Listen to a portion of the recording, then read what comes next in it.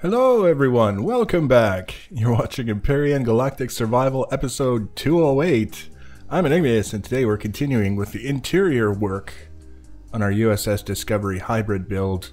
We're inside the smaller ring of the saucer section, and what I did since the last episode is I went around and I placed a bunch of spotlights inside so that we would have slightly better ambient light and hopefully keep things viewable as we proceed, because it's just going to get more and more compact and potentially difficult to get light into the various different nooks and crannies that we're going to be working. So we'll see how it goes. I think it'll work to keep things a little bit better lit.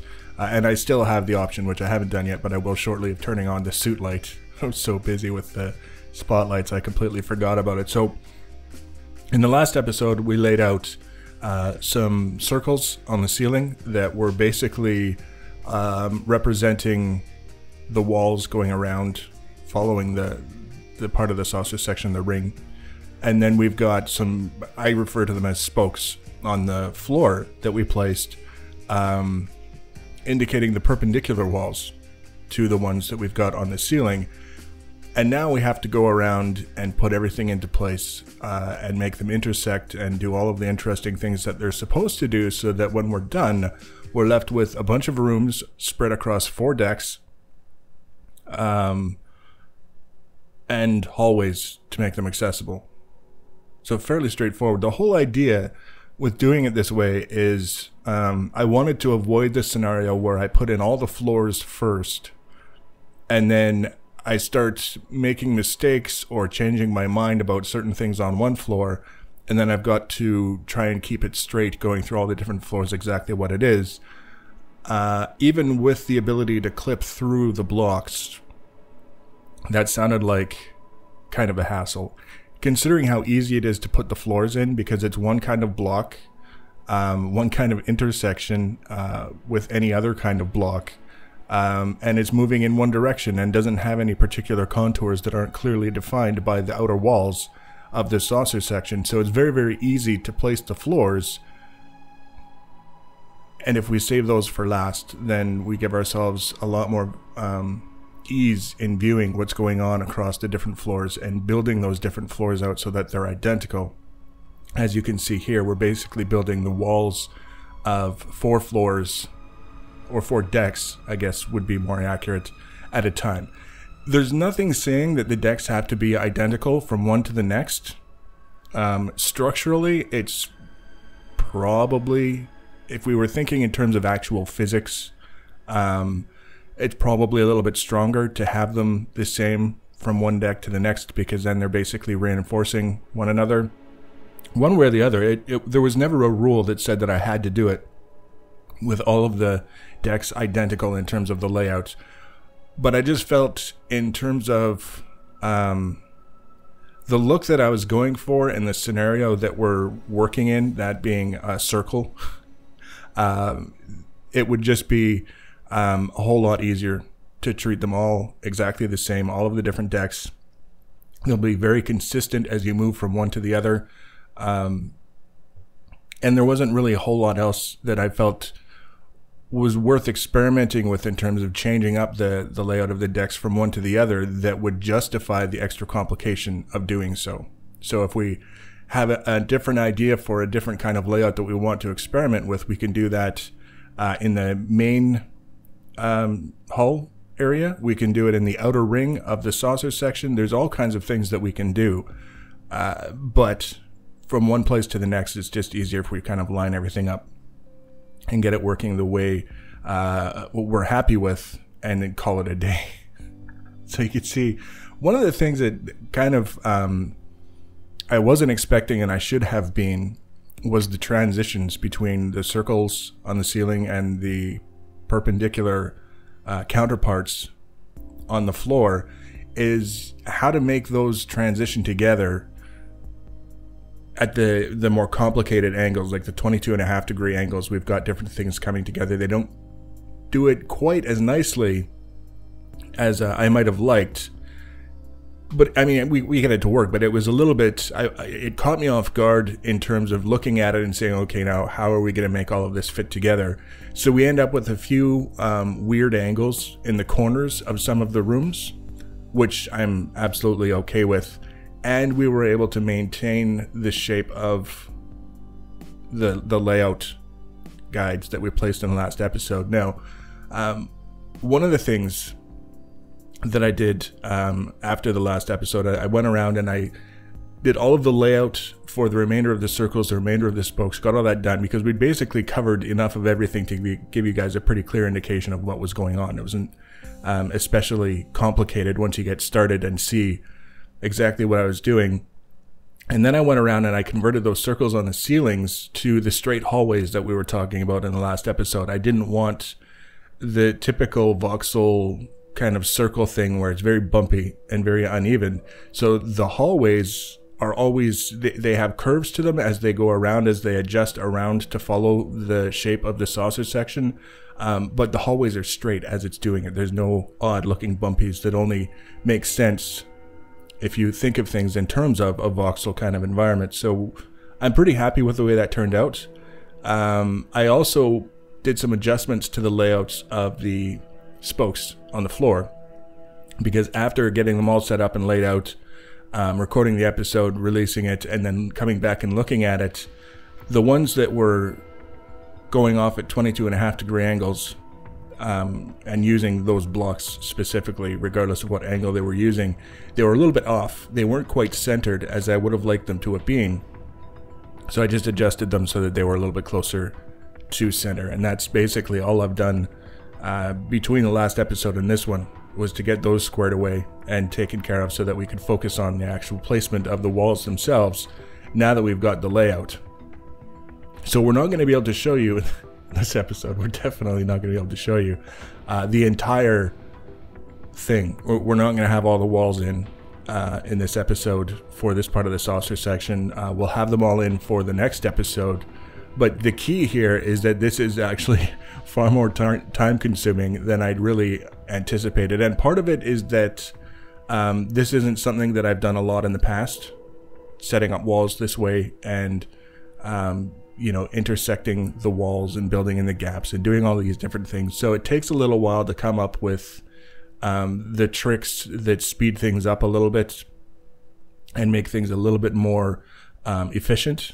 It's not something that I sit down and kind of punish myself into trying to do. It's getting done and it's taking a little while, and that's fine, but it'll get a little bit faster as it goes. I can't see giving you guys another 2 episodes of just putting in the walls. I think there would probably be a mutiny if I tried that. So this will give you a pretty good idea of what goes into each of the 3 angles that we're working with. We talked about this in the last episode. We're working at 90-degree angles, 45-degree angles, and 22.5-degree angles, and all the spokes that go around basically represent one of these angles, or at the very least those blocks. So the 22.5-degree angles will eventually have also 37.5, I think, degree angles, something like that. The math is not going to happen in my head right now, but you get the idea. But it's still the same blocks that we're working with and basically the same angle relative to something else. So you guys will have seen that. We'll put it in the rest of the walls in this section. I want to spend a little bit of time focusing on the windows and the lighting for these guys, because as I was mentioning previously, if I had my way, if I could do whatever I wanted, I would have one good strong light in every room around the perimeter wherever there's a window, so that the windows are lit from behind, and if you're outside the ship looking at it, it looks really cool. That would be my ideal scenario, but I don't think that that's necessarily a practical way to approach this, simply because we know from past experience that when we start adding tons and tons of lights to a ship, that's when things start to really slow down. Like, there's absolutely no slowdown with me building this ship right now. Now, part of that might be relative to what we've done in the past, that we're not on a planet which has its own rendering requirements that we can't overlook. And I think part of it is that there's so few lights on this ship relative to its size that the game isn't having to manage that component of things. What I'm thinking of doing is leveraging that little bit of bleed through that we get when we place a light and it kind of bleeds through at the corners, and using that to see if we can't get more than one window and more than one room lit with a single light fixture. If we can do that, and have it believable and have it functional so that you can walk into any of the rooms, whether they've got a bulb or not, and at least be able to see generally what's in there. If it's not, you know, even if it's not necessarily perfectly lit, then that might be the way to go. And that would be kind of the trade-off, the little bit of reality taken away for the sake of having the appearances of the ship overall improved. I can't imagine a server that was so busy with so many people on this ship at any one time that they would need viable functional access to every single room on every single deck. I mean, that would be a pretty outstanding accomplishment in group coordination for that to be the case. So I don't see anyone feeling necessarily like they're being robbed of necessary storage space or functional space by not having proper lighting in every single room. But we'll see. I'm sure someone will point out to me if I get it wrong. Now this part here is the 45-degree angle that I was talking about. So we've done basically the 0-degree angle or 90-degree angle to start. Then we did a 22.5-degree angle. Now we're doing the 45-degree angle, and that'll be basically the three layouts that we're working with as we work our way around the circle. The next one will be another 22.5 degrees. Technically it would be 67.5 degrees as we were working our way around the circle, and then 90 degrees, and that would be a quarter of the circle complete. Of course, we've got mirror mode on, so hopefully with a limited number of modifications, it'll be 180 degrees of the circle complete, 2/4, half the circle, and then we just have to duplicate that around the last part of the way and finish off the 4 decks on the small part of the saucer section. I actually haven't sat down and figured out total of how many rooms there will be, because I haven't completely decided how I want to handle the space around the central part of the circle. It's not really all that deep from the hallway to the outer wall, so it's kind of difficult to put just rooms all the way around. There'll be very, very tiny rooms. The outer portion is a little bit different. I think there's going to be more room, so we'll have the outer wall will be where we'll be having a lot of the windows that look out. The actual design of the ship has the windows on the sloped section of the top just before it falls off to the outer wall. So I mean, it makes sense because that's where all the inner part of the outer wall is where all the spinning things take place, and you never know exactly how the mechanics for those are going to work, and maybe you don't want windows in that particular part of the ship for a specific health and safety related reason. Who knows? I could do the windows or portholes or whatever you want to call them, viewports, on the sloped section, but the concern is that you can't just put them wherever you want when we've got the voxel slope around the edge of a circle happening, because they don't fit properly. We've got a limited selection of windows, far more limited than the selection of blocks that we have. And if you have to put a window in a particular place, depending on the angle that it's at and what blocks are adjacent to it, either you can make it happen, but it looks very, very weird, or you can't make it happen at all, and it's just one of those things where you kind of have to mess around with it and play with it. So it's pretty important to have that sense of there's places on the ship where people can look out, because if I was on a spaceship, I would probably want to look out, at least for the first little while, until I realized that most of it was the same.